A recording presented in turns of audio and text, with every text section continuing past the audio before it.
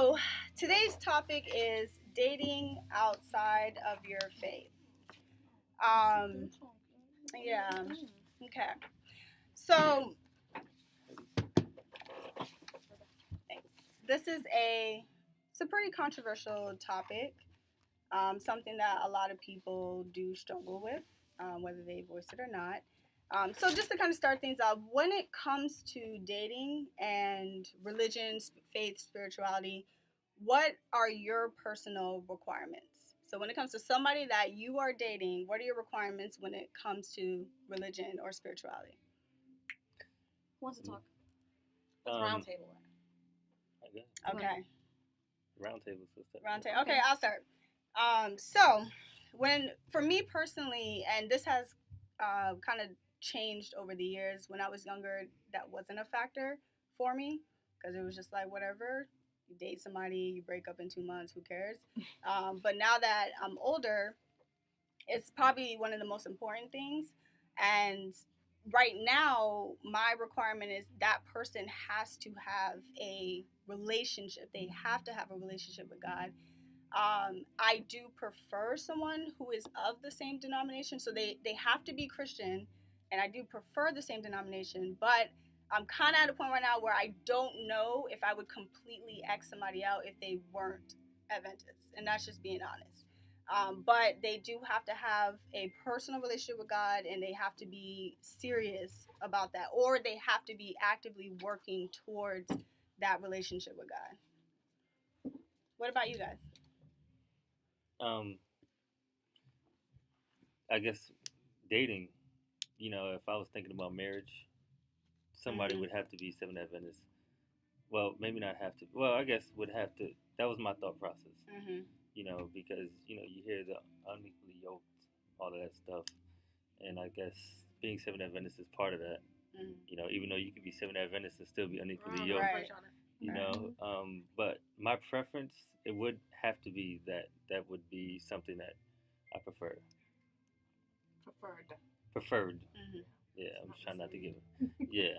So it was. So it's just. I mean, you want to be on the same page. Yeah. I mean, dating is tricky. Well, when I was dating was very tricky. So there's so many factors that can go into dating. But if I had a preference and just saying, okay, this is who I want to be with. I mean, you look at your future and you think, okay, look, I want somebody who's on the same page, kind of has the same religious, spiritual background as me. And I think, honestly, Seventh Adventists are probably within the Christian denomination are the only ones who kind of feel like that. Like, we have to be Seventh Adventists. I mean, Baptists, if a Baptist and Seventh Adventists got together, the issue would be for the Seventh Adventists, not the Baptists. Yeah. So, I guess. And Catholics. Oh, really? Yeah, but if you're Mormons are very strict. Yeah, but they're not. Are they Christian? They're not Christian. Oh, most like Christians. Oh, okay. Whatever. Wait, who? Mormons. I know Catholics, they're considered Christians. They're like I under know the Catholics, umbrella. yeah. But anyway, so Anyways, yeah. Right. Neither here nor there. So that's my answer. I'm kind of.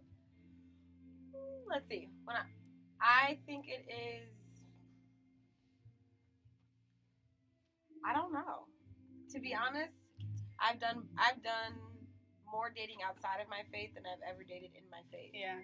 But I have said that the older and the more serious you get about your faith, the more you realize how hard it is to date outside of your faith. Now, I don't know. No, just because I want to say they have to be Adventist. That would be my initial thing. I would want them to be Adventist because to me, let's just say this. I want you to have the same beliefs as me because like he said, and I was going to say it too, I've met Adventist people who don't believe like me. So to me, we have to have the same beliefs. Sabbath and things that fall underneath that are the biggest things. The name is just a name. To me, we have to have the same beliefs, and that's really what's the most important thing to me. We have to be on one accord. Yeah, I completely side with Christina. I think that, well, not completely. Let me backtrack. I was about to get excited. Let me backtrack just a little. I mainly side with Christina because I think that being like-minded is very important. So obviously that's the initial preference.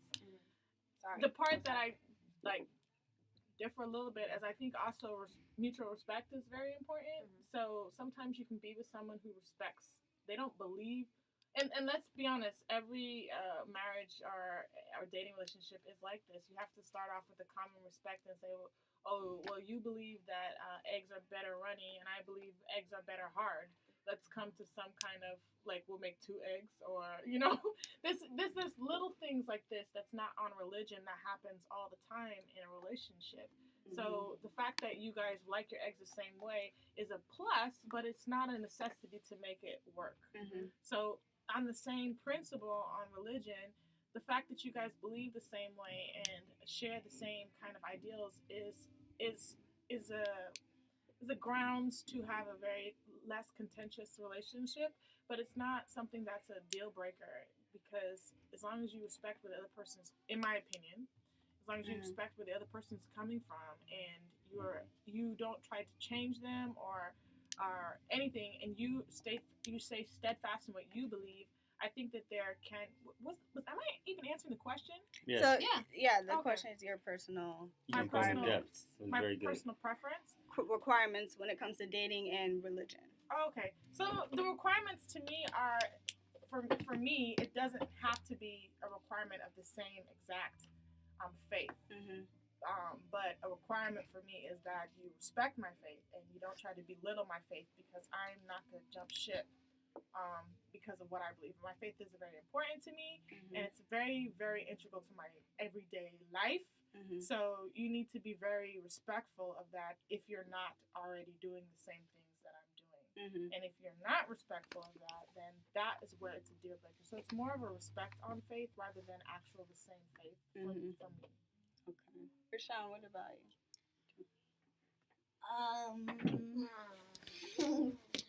I would say that my preference is to be with someone who's Seventh-day Adventist. Mm-hmm. And up until recently, I've never even considered, I've never even considered even having anything remotely serious with someone who isn't Seventh-day Adventist, because I just never thought it would work. Just not like, if anything based on, just based on religious beliefs. So, I guess my requirement, like, obviously you can't, like, be atheist. I mean, you can't, that's, but, nothing against them, I'm just saying. Yeah. I just don't think, I think that's too far of a stretch for me. Polar. Yeah. So, I don't know. So I guess until recently. But I would say, well, never mind. I guess I'll wait. Never mind. But yeah, that's what I'm saying. All right.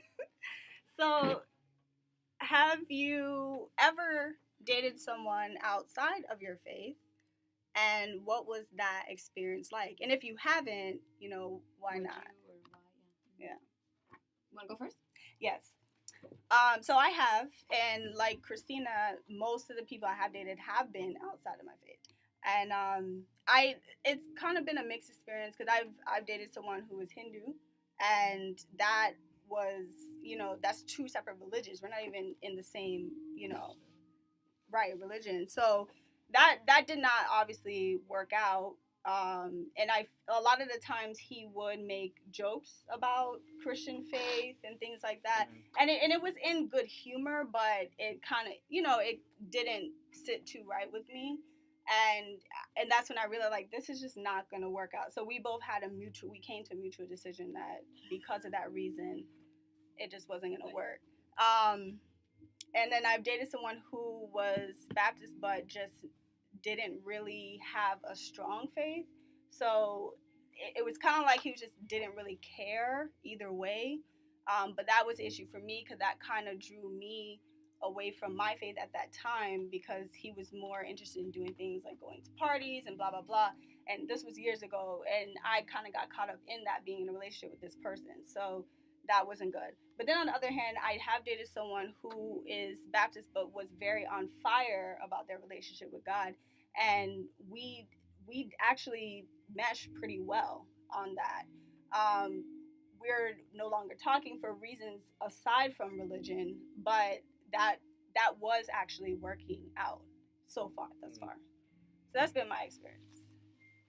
Yeah, for me, dating outside my religion or faith or whatever, anybody who I dated outside my faith, I really didn't take seriously.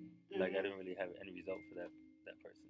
Like it wasn't if you were whatever it was, me and you, it was to a point, and then we can probably stop. Yeah. And that probably seems harsh, but that's just the reality of how it was.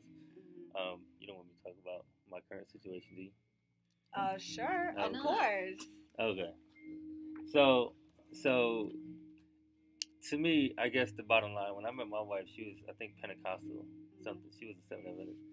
But, I don't know if anybody's seen my wife, but as soon as I seen her, I knew kind of that was it, And so we went on a date, and God kind of talked to me. I don't know if anybody's married, but when you know who God puts in front of you, then that's who it is, So it didn't matter. Matter of fact, she kind of knew about the Seventh Adventist faith, and she says, does it matter? It's probably like 3 weeks in, and I didn't want to give up all my cards. I wanted to keep some type of mental edge, but she said, does it matter that I'm not Adventist? And I said to her, I don't really care if you're a Muslim at this point, and because I knew that God put her in front of me. So to me, it's the bottom line. It's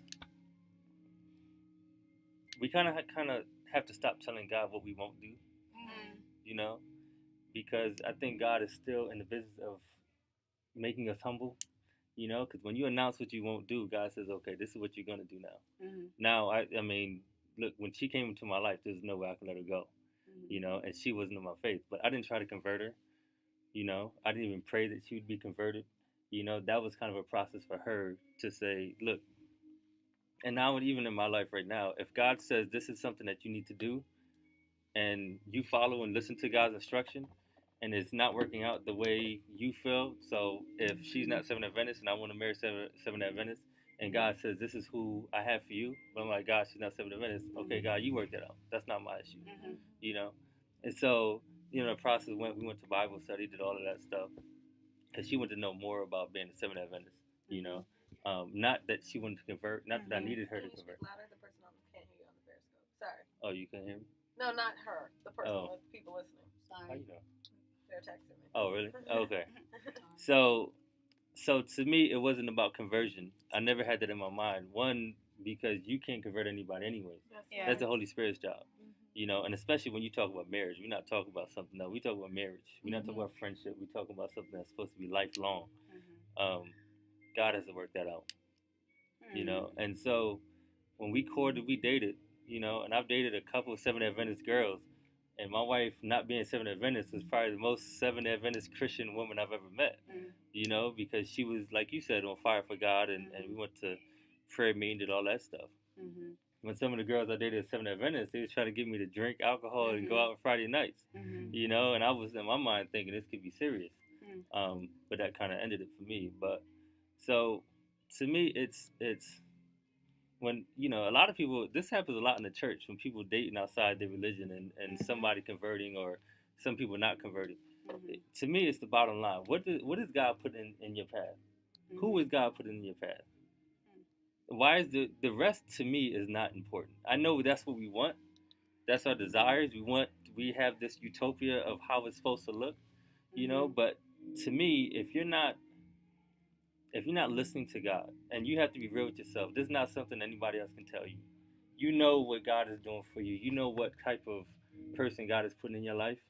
If it's for you, if it's not for you. I mean, we want to say this is, some people, want to lie and say this is what God told me to do when it's probably not. I mean, that's on you. You have to be real with yourself.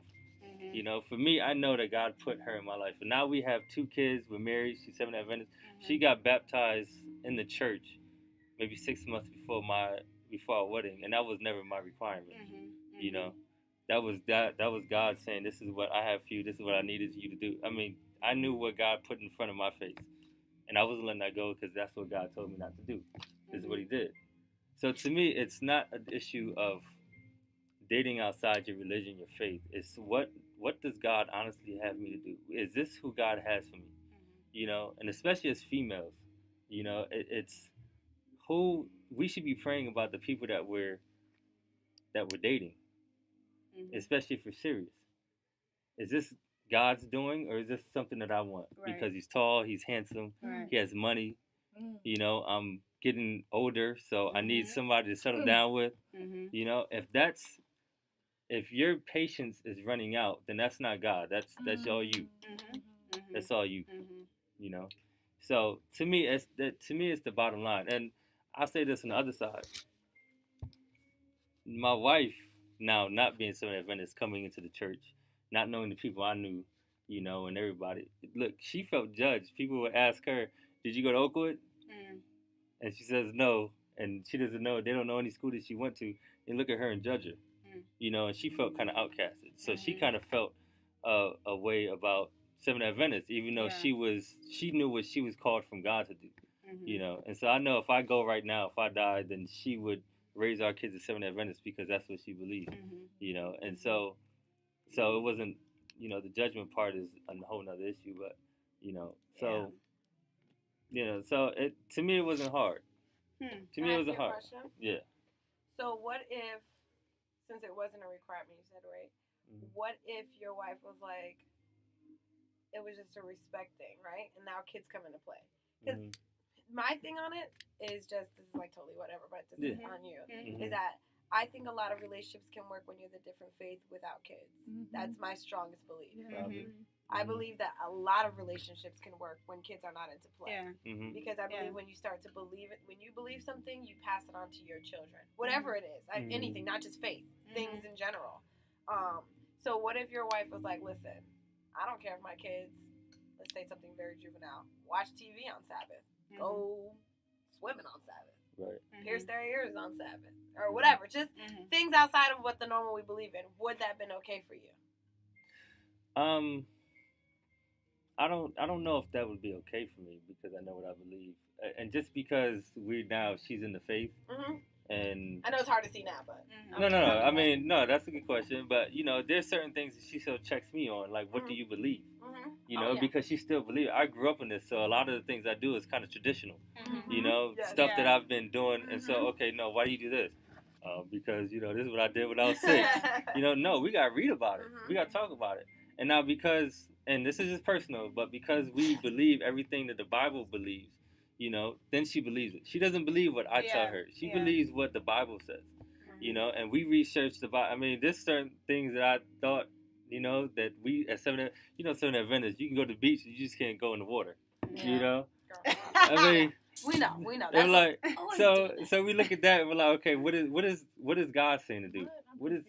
You know, a lot of Seventh Adventists, a lot of you Seventh can go to the Adventists beach and enjoy the nature, but you can't go in the water and have fun. Like it's you know, it's certain things that you grew up on and you know you've been taught. Definitely Caribbean thing. That's definitely a Jamaican thing. I have a question. When you were saying, you know, God, follow what God says and not, you know, your own little requirements, and I've seen your wife and she's beautiful, and I wonder, I wonder if it was actually. Yeah. I wonder if it was actually a struggle for you to pursue her. And I also think of like Devon Franklin, and he's married to Megan Good, who is not Adventist, and he said the same thing. God told me, blah blah. Is she now? Does she say she's Adventist now? I don't know, but I also question: was that a struggle? Is Megan good? Like she's beautiful. Would that even be like a struggle for you to? Should I be with this person? So I'm just wondering, like from your experience, saying she wasn't that attractive? Huh? Wait, I was confused by the question. No, I'm saying like with pursuing your wife, with dating your wife, and you said, you know, you had to listen to God and not like your own expectations, but was it a struggle? Was that a struggle for you to actually pursue your wife, being that she is a beautiful woman, you know? Was it like a struggle to take her seriously, to be in a relationship with her? Like, was it a struggle to listen to God's calling? To be with her is what I'm saying. With her not being Adventist. No, it wasn't. Right. It wasn't a struggle. How do you know? That's what I'm saying. How did you know that it wasn't you liking this girl versus God telling you? Right. That's kind of what I'm getting at. That's what I All right. How do I say this humbly? I mean, I've dated beautiful women before who weren't the one. Maybe I don't know if that. Disrespectful. I don't know if that wasn't. If that was, and I don't know if any of my ex-girls would listen to this, but, you know, I don't know if that was you know, because there's a lot of people who have never dated before. This is their first girlfriend and she's beautiful, and so, you know, but I knew. I'm gonna say this. I don't know if you guys can relate to it or not, or feel what I'm saying. But when you hear the voice of God, and I think maybe this, I hear a lot of men telling the story. When you hear the voice of God and saying, you know how people say, when you know it's the one, it's the one. Mhm. I honestly felt like I've heard that voice from Okay. God to say, "This is who I want you to be with." And I didn't tell her that until we was walking down the aisle, and I had like a little speech of how we met and how I knew that she was the one. But so I knew from that. It was our second date. I knew from that look, this is something different than I've ever dated. So it wasn't a process, kind of. It was kind of like that decision. And so the rest was kind of, okay, God, you take over. If you bring this to me, then look, this is how I'm going to respond. I'm going to listen. It's easy to be obedient when she's beautiful. Right. Right. That's kind of what I was getting at. I have a question. Yeah. If she was ugly. No, well, like she's this ugly. That would be a test. Give me a different. That would be a test. Well, that would be a test. My question has nothing to do with her looks. But what if she was on fire for God, but she was on fire for God within her own denomination? Like, what if she decided that, okay, you be Adventist, I be whatever, I'll be Pentecostal. If we, get serious and get married and have kids, we can raise them Seventh-day Adventists, but I grew up Pentecostal, and that's just what I'm going to be. Yeah. Do you think it still would have, worked out? Well, I can't say hypothetically. Yeah. Because it did work out. But like I'm saying, is when God gives you that instruction, you say, okay, God, she's this and she's that. So you deal with the rest. Okay. For me, it was that simple. Like, God, you brought her to me, so you deal with the rest. I'm not worrying about it. And, I really can care less about what other people say. There's a lot of people that say, man, she's not certain Adventist. Right. She wears earrings. She does this. Right. Like, what do you think? Like, what do you think? Like, it's not important what you think. So it's when God talks to you, sometimes, a lot of the times, even in the married couple, like, when God talks to you, he doesn't talk to other people. He tells you. God is personal, And so sometimes when God talks to me, he doesn't talk to my wife. He says, do it, and then she will follow, whatever the case is. So, like, if she's on fire I don't know. She was on fire. She still is on fire, It's just she knows what I know. She knows kind of the truth that I know, and we're still growing. It's still always a process. I think Christianity is a process. Right. So, right. It's. I have a comment from our audience. Good. They just said it's a gut feeling. You know when it's right and when it's wrong. Even if everything is lined up right, if it's not meant to be, you just know. You have that feeling. It's not meant to be. If it's not meant to be. So even if everything lines up to be right, it's just not meant to be. You'll know. Right. So. And I want to circle back to this. If the person's attractive, then it's not hard to be obedient. But I think that, I don't know, I feel like God is not going to challenge you with your soulmate. It's true. My personal opinion. But we do know of stories in the Bible where he has done that. She is gorgeous. We do know stories in the Bible where he has challenged us to to a mate, Right. So what's the name of some Bible scholars? Please help me out. Where the Hagar. Is it Hagar? Yeah, the prostitute. Yeah. Right. And I hope she was a prostitute. She looked good, but who would want to marry a prostitute? Exactly. And God challenged who was the guy? Hagar. Yeah. Oh, I thought that was a prostitute. I know. Okay. See, I don't. They were married before she was a prostitute. Okay. Well, what? I thought she was a prostitute. Hagar is a prostitute. All right. Anyhow, there's a story in the Bible right. where there's a prostitute, and I thought she was a known prostitute prior to marriage, and she got married to a prophet because God told her. Thank you. Fact checks here. God told her, God told him he needs to marry, this woman. Now that's a challenging situation where you're like, God, are you serious? This is the person that you want for me? Right. And that's when it's harder to know if God told you. When you have a beautiful woman like Drew's wife, and God told me, that is an easier situation to be like, thank you, God, good looking out, Right. But I don't know if God will challenge you in that respect, but I think he definitely has done it in the past according to biblical accounts. So I think that's it. And sometimes you hear people talk about their spouses, and you say, when I first met them, there was no attraction, something to that effect, and slowly we grew into each other. And for some people, that's not a big thing. Like, a lot of us put looks on a pedestal. Like, they look good, and I don't know how I don't want to turn around and be like, oh, you're so ugly. Like, no one wants to be in a relationship with an ugly person, physically ugly. Fact check. Hagar definitely was not the prostitute. Hosea married a prostitute. Hagar is the. I didn't say Hagar. I'm gonna throw Drew I under know, the bus. but Hagar is Abraham's side chick. I think that name sounds familiar. Yeah, that's right. That was. Okay, Well, so same scenario. Ishmael's mother. Right. Oh, right. Well, He said Hagar. But we get the example. Y'all got the point. Thanks. Just wanted to put that out there for our viewers. Yeah. Good looking out. Good looking out. That's right. So I guess I the need to read my point Bible. still remains the same, that I think God can challenge us to be with a person of another denomination. One of my good friends is married to, and I think he's atheist. Because, like, for me, that's my boundaries too, right? But he's not atheist. He believes, like, he's God or something. Like, he believes there's a higher being, and he's it. Like, and okay. he believes he is the higher being. Okay. I don't know what that is. No, I don't know what that is either. But sorry. A godlike I would say, I would honestly, there's boundaries, I just broke the mic. All right, there's boundaries, but we need to stop telling God what we're not going to do. Of course. I mean, I understand that you have your boundaries, you have what you want, and God sees that. My point was with bringing up my friend's husband, who I don't really think he is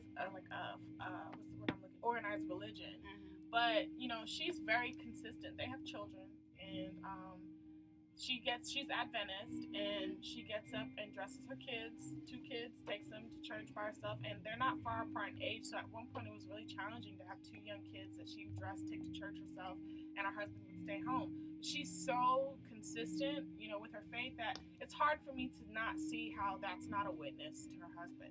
Right. It's very hard for me to not see that. Do they struggle? Yeah. Do they have problems? Yeah, but they still have a loving relationship, and where she's loyal to God first over her, over her husband. Go ahead. I would say to that too. There's challenges on both sides. There's challenges when you're obedient to God. You're going to have trials, and there's challenges when you're disobedient to God. You just have to choose which one. So if you're disobedient to God and God says, here's this person I have, but she's agnostic, and God says, I want you to marry her. And, you go through your process, how you communicate with God. If you're not listening to God, there's going to be challenges when you don't listen to God.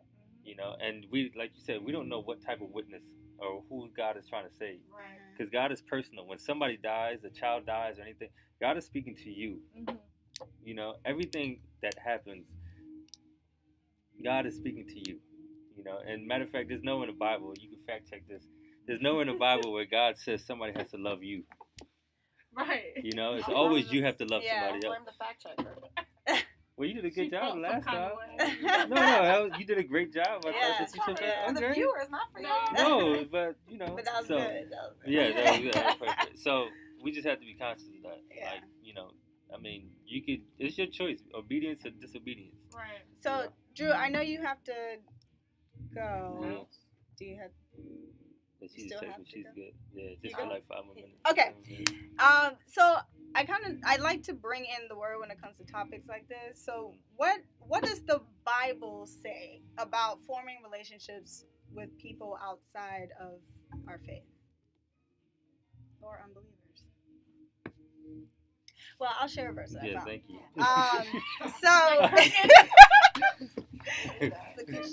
That was a question? So I found a verse that I actually thought put some really good perspective on this. 1 Corinthians 10 verse 23 says, I have the right to do anything you say, but not everything is beneficial. I have the right to do anything, but not everything is constructive.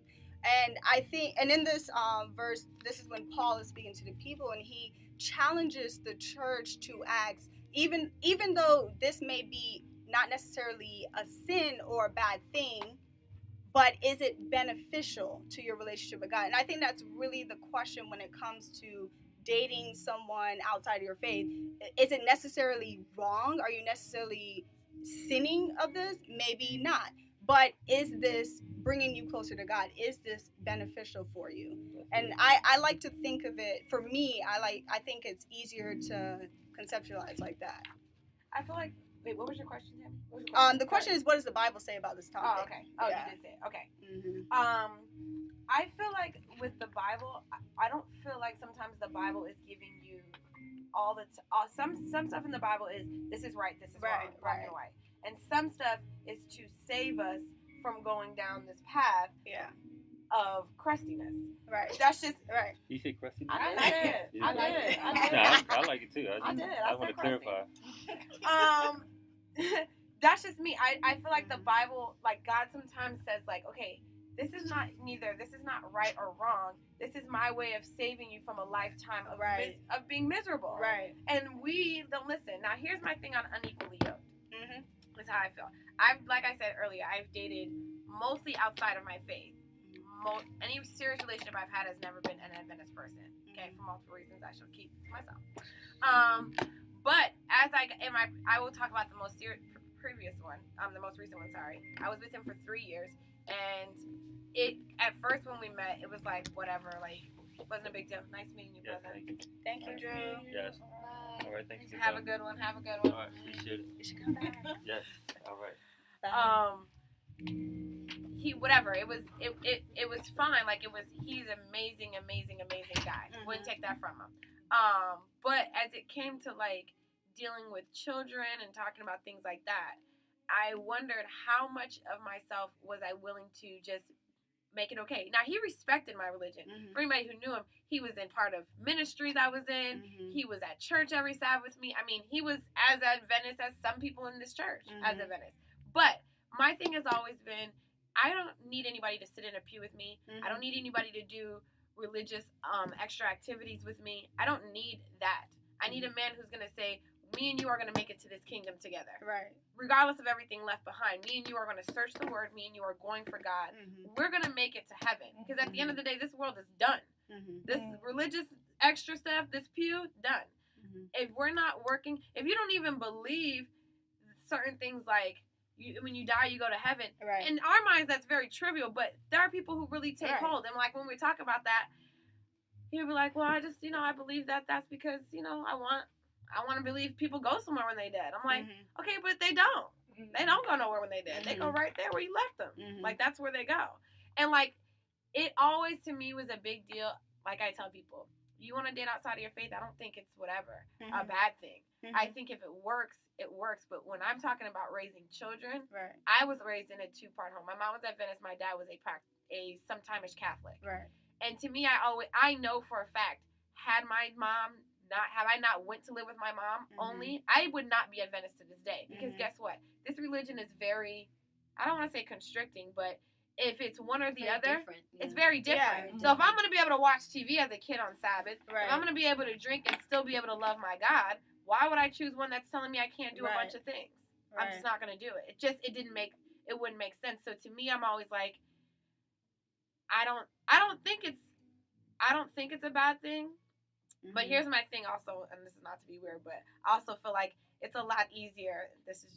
Don't kill me down. It's a lot easier for men to bring women into this church than women to bring men. I was going to say that, but I didn't want to. I will say it. My best friend, he's married. His wife was not Adventist, and that was his requirement. Mm-hmm. And I always tell them, I honestly think she switched over to marry you because she saw how great he was. Mm-hmm. Now, do I think now she's just Adventist because she's married to him? No, I think she really loves the faith and is like, I really believe. Mm-hmm. But originally, no, I don't think you just was like, oh, it's so much easier. Here I am, I'm Adventist. Well, convert. Women, we naturally. Oh, go ahead. Yeah. One of my best friend's husband converted.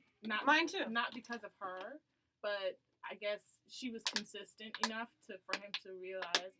And one of my old friends one of my old church family friends, she's like a mother figure to me. She's been married to her husband probably for 40, 50 years, and probably longer than that because I think their daughter is like 40-something. But anyhow, he got baptized and converted to Adventism the night that they were married. Like they got married and he got baptized the same day. So I've seen it happen. Oh yeah, it happens. I'm pretty sure you're right with the proportions. Yeah. But I just feel like it's still, no matter which way you go, it's very important for you to be a witness. And we all know relationships in which people have converted and just for namesake, and then when everything hits the fan, then everyone goes their own separate ways. Or we've seen relationships where, you know, you don't convert. You just stay whichever you are, and the wife has to come or the husband has to come to church without the wife. And that seems to work for them. For us to be in everyone's relationship and say, you know, this is what will work and will not work is really not our duty, I don't feel. But I do feel that at the end of the day, you have to say what's important to you. And what Christina just said was, it's not really important to me that I have someone to be the spiritual head of my household for me. But that is very important to some people. And it's ideal because that's what the Bible talks about, you know? So if that is what is important to you, then that's what, for me, I just feel like I should be in charge of my own. And I don't think Christina feels differently, but I think I should be in charge of my own salvation. So for you to hold my hand and call worship, because that's what happened in my family. My dad calls worship. He still calls worship. You know, he does all that kind of stuff. He prays for us. He's very so much the spiritual head household. But, you know, at some point I feel like whether you have that or not, it still kind of falls in your personal relationship. So you have to get up and have your own, you know, it is absolutely your personal relationship. But again, I've seen it both ways. I've seen marriages where there are people in my church who are married to non-believers. And here's my thing. I feel like if they could take it back, they would do it differently. That's just me. That's not to say they don't have happy marriages. That's not to say that. I know people who've been married 40, 50 years and their husbands are still not in church. Doesn't mean they don't love their husbands. Doesn't mean they don't have successful marriages. It just means I know for a fact, I've had them tell me personally, don't do it. Do not do it. Not that it doesn't work. You know, I know, and I'm talking about young and old. I know somebody young who's been married 10 years. She loves her husband to death. Amazing woman, married outside her faith. And she said she knew she was never going to marry in her faith, but she said, I wouldn't suggest it to anybody. It's not like I'm going around saying, please do it. Right. But she was like, and she has a successful marriage. I just know that, to me, I heard Henry Wright speak on this, and he has a sermon about Holy Spirit and your partner. And he said something that stuck out to me, and he said, for those of us who go into relationships like, you know, I've seen people convert. So, you know, let me let God do His will. Don't confuse God's grace and God's mercy with what is going to, you know what I'm saying? To me, I don't need you to be like call to worship. But if I'm going to be in a partnership with you, it's the same thing with friends. I don't want anybody who's not going to help me to get to the kingdom. This spiritual walk is not for me alone. Again, my personal relationship is going to get me to heaven. But I can't do it by myself. Like, it's just not me alone. So I don't hang out with my old friends I used to hang out with because they don't want to go to heaven. They're not trying to think about that right. They may want to, but they're not thinking about that right. I'm just saying, some of them don't. I'm just saying. So that's like me saying I'm going to continue to put myself in the same situation because my personal relationship. I do have people who are not Adventists. Most of my friends aren't Adventists. So that's just what it is. I mean, I think the real question to ask is there also are Christians who marry Christians who also say if they had to do it again, they wouldn't. I've heard it. So I know it exists. It's really not, in my opinion, I'm not asking for God's grace to be unequally yoked. I'm just saying everyone's walk is different and everyone expects something from the relationship. I think it was Lumami one time came and spoke about how you talked about you don't hang out with certain people anymore because it messes with your Christian walk. And Lumami said the exact opposite, that he still hangs out with the people he hung out before he was converted because he wants to not make them feel he left them behind. You know, he wants to keep in touch with them and show them, I guess, a Christian way of being without actually like preaching to them. So my point is everyone has a way of coping with their personal walk differently. And I think that's what more so we need to focus on, like your personal walk and what it means to you on how you're going to interact versus like, but the Bible, and I know, Tammy, I'm pretty sure you read 2 Corinthians where it talks about not to be unequally yoked. So the Bible counsels us not to be unequally yoked with unbelievers, but we also have several examples in the Bible where people were unequally yoked with non-believers. It didn't necessarily end their relationship with God, but obviously it wasn't ideal. We talk about Solomon, who built all those all those for the horse. Yeah, for the concubines. Concubines. I don't think they were whores, but anyhow, he built all these like temples for them and everything. You know, like, but Solomon was still very blessed and favored by God. He wasn't forsaken just because, you know. So it's definitely about your personal relationship with God, and I feel like you can't really give a blanketed answer, in my opinion. You cannot give a blanketed answer about what to do and what counsel against, because, you know, marriage is a tough thing for believers and non-believers, and believers and non-believers, you know, together. Right. So what are some of the challenges that somebody could face in a bi-religious or bi-denominational relationship? Everything. Yeah, everything. It's hard. Relationships are hard in general. Period. To me, relationships, marriages, whatever relationship you're in, period. Not just like partnerships, like, you know, boyfriend and girlfriend, but relationships, period. They're hard. But speaking from experience, like, to me, it was the kids thing. It really wasn't our relationship. Like, I could marry him tomorrow and be a very happy person. And he was very respectful. It was just, to me, the biggest thing was that I want to raise my kids knowing about the Sabbath, knowing what I don't want to say what I believe, what the Bible says. You know what I'm saying? And things like that. And what you believe and what you believe the Bible to say is different than what my take on what the Bible says is what I'm going to say, because he believes what he's taught is right. And I'm a big believer in, I don't tell people that their religion is wrong. I don't like to do that. I don't like to be like, what you believe is wrong. That's weird. I'm not that person. I just have to say, for me, that doesn't work personally. And I've met Adventist people who I'm like, that personally doesn't, like, for me, another factor is drinking. I don't like people who, stop. I do not dislike people who drink. I personally don't want to be with somebody who likes to drink. That's just me personally. I have family members who drink. My sisters drink. I love them to death. I think it's whatever. There's no judgment here. I hang out with people who drink. I'm just talking about personal for relationship-wise. I don't want to be with somebody who drinks. That's just me.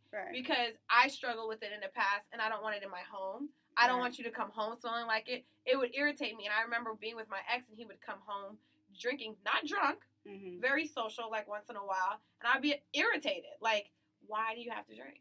Why? Just go out and have fun and don't do it. Or things like he would go to a day party. Now, I don't think there's anything wrong with a day. Like, I mean, they're not doing anything bad. It's just chilling. A lot of adults, you know, it's kind of like the ones he would go to are like professional, like networking events. But you're doing it on the Sabbath right after church at 2:00. Now, to me, it was like, could I see myself like that for the rest of my life? And I didn't want him to feel like I'm telling you what you're doing is wrong. That's what you believe. So what you're doing is right to you. It just didn't work for me. It was just like, it was more irritating. And I felt like what I was doing was making him feel bad for how he lives his life. And that was wrong of me. And so to me, it was for both of us. It just didn't work. But amazing person. To me, it would have worked. Like, it would have worked if I didn't want kids. Right. Rashawn, did you want to? Yeah, let us know, Rashawn. You scoot back and turn around. I would say, okay, so give me the question again. Yeah, so the question is, what challenges could someone face in a bi-religious or bi-denominational relationship? I think it really depends on the person. So if religion, or, you know, how you grow your kids, whether you want kids or not, I don't know. I guess it just depends on what's important to you. Now, to me, someone who's Seventh-day Adventist, or at least believes in the Sabbath, or, you know, I was seriously at the point where I was like, can't you just be Adventist and just not go to church? I mean, I don't just believe in it, you know, because that's just how I was born and raised Adventist, so that's all I know. And then I also have the type of personality that I would be like, okay, but you know that the Bible doesn't say that, so you're wrong. You know what I'm saying? And sometimes I had to put myself in his shoes. Well, I grew up this way, he grew up that way, and honestly, when I talk to people who aren't Adventists and we talk about the Bible, everything is how you perceive what you're reading, you know? Or that was the Mosaic Law. They're really talking about Jews. Why are you still doing it? And da-da-da. And then I get the finger pointed that you guys are wrong, you know, kind of thing. And then it becomes this debate that people get upset over. At least I do.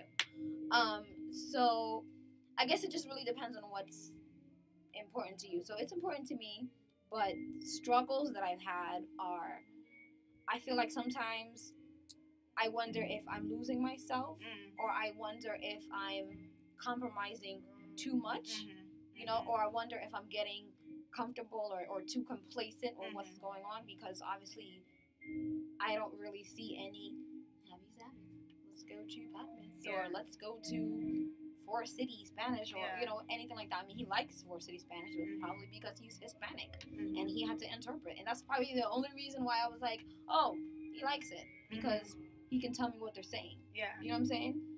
He was my interpreter. You wanna talk? No, she was saying 5 minutes. You talk, go ahead. You were just giving us the time, right? Yeah. Oh, sorry. I thought she was saying, like, I'm gonna talk. So, I don't know. I mean, he's a great guy, and I don't know. It's a touchy subject. Yeah. Because it's very, like... Yeah. No, it is tough.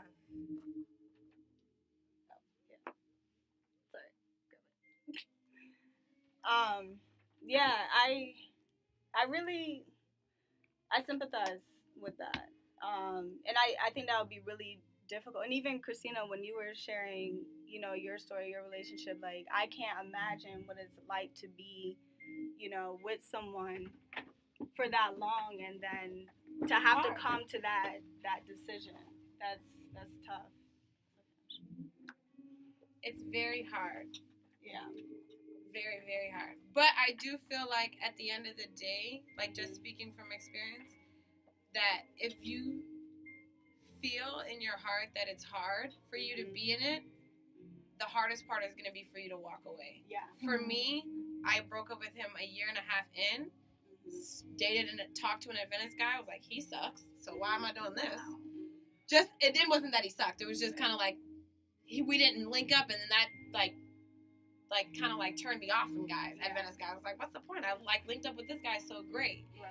But I realized that I was being quiet about a lot of things I believed in to make him feel cool. I'm not cool, like, make him feel like I wasn't judging him. And I wasn't judging him. I was just speaking loudly about what I strongly believe in. So it was like, you could speak loudly, but I have to be quiet because now I feel like I'm judging you. And it became, I feel like personally, marriage, relationships are hard. And just like in the workplace, religion is not something I want to argue about. Yeah. I don't want to argue about religion. I believe it. And even if you respect it, trust me when I say even when you respect it, it's going to come up. For me, like, in her sense, for a friend, I don't want to be taking 2 kids by myself to church. Right. I know. Right. Works for her, great. Me personally, and that's why it's very personal. If it works for you in your relationship, it will work.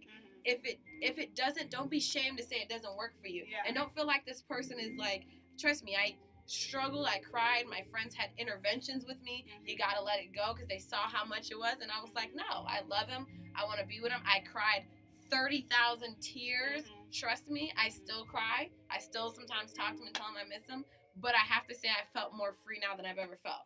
I honestly have felt more free than I've ever felt, because I know now I don't have to feel like I'm living in this bubble. I just was doing it because I loved him and I wanted to be with him, but my thought was, who did I love more? Right. Who do I love more? Do I feel like, am I boxing God in that he can't bring me somebody else? He brought me him. He brought me him, and he was good. That's not to say he can't bring me somebody else. Right. And I think Drew's point was excellent. He said from the very first couple of times he saw his wife that he felt God was leading him into his relationship. Right. And if we are the believers and believe that God can give things to us and grant us things, answer our prayers, then we have to move every step with God. Yeah. And sometimes we're not in relationships with me, him, and God. We're in relationships, me, him, and then I pray to God. Right. So I think that it's not in my opinion, again, I think it's not necessarily about if God sanctions it. It's more so when our relationship, when we're telling God about our relationship, like we're telling God's relationship that we're in this relationship working out. And I have a friend who was talking to this guy for like 2-3 weeks, and she said she was just lost because it was very important for him to believe what she believed.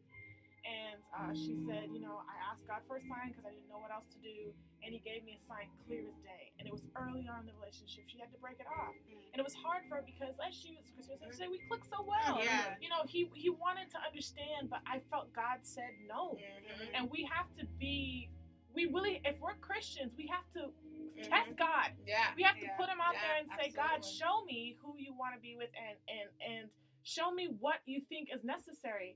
And don't make a move, especially when it's so drastic about love. We're very trivial with the idea of love, but God needs to be so in our thoughts. And I think that God can sanction relationships that, and you were talking about the grace of God, don't take it for granted. Oh, I think He can do it. Yeah, definitely. but I think He can do it. Absolutely. I'm not downing it, but I'm also saying there are Adventist people that God will probably tell you, girl, that's not the one.